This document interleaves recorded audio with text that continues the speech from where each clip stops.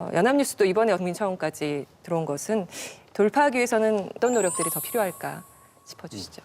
아주 잘 얘기하셨어요. 그러니까 KBS하고 연합뉴스는 일종의 쌍생합니다. 쌍둥이에요. 그러니까 물론 이제 포괄법이나 이런 것들은 다르지만 제도가 굉장히 비슷하게 구축돼 있고 문제도 똑같이 반복되는 그런 형태를 가지고 있습니다. 그러니까 국민들도 불만을 가지면 뭘 건드리냐? 돈을 건드려요. 수신료 안 내겠다. 그다음에 지원금 빼자. 왜? 제일 약한 고리라는 걸 알거든요.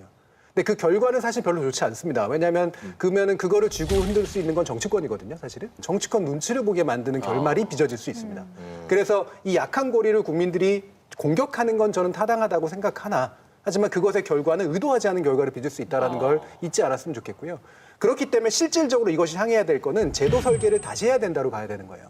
거기에 적합한 제도가 만들어져야 된다는 거죠. 공영 미디어는 제도의 의존성이 굉장히 높습니다.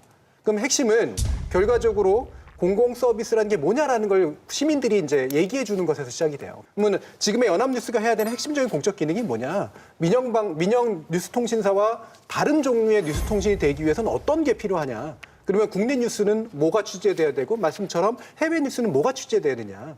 이거를 이제 하도록 만들어야 되는 거죠. 그럼 결국은 이제 우리가 질문을 해야 되는 거죠. 우리에게 국가기관 뉴스통신사가 필요하냐? 그 뉴스통신사는 어떤 역할을 해야 되냐? 그 역할을 제대로 하기 위해서 필요한 예산은 어느 정도 되느냐? 그걸 우리가 기꺼이 지불할 용의가 있느냐?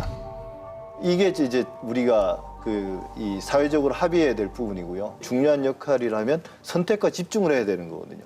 근데 이게 사실은 문어발식이고 오히려 오지에 특파원 나가는 것보다는 청와대 국회 출입하는 게 그 기자 개인 입장에서는 훨씬 더 자기의 경력 관리나 이후 미래를 생각할 때 훨씬 좋은 일이 되는 겁니다.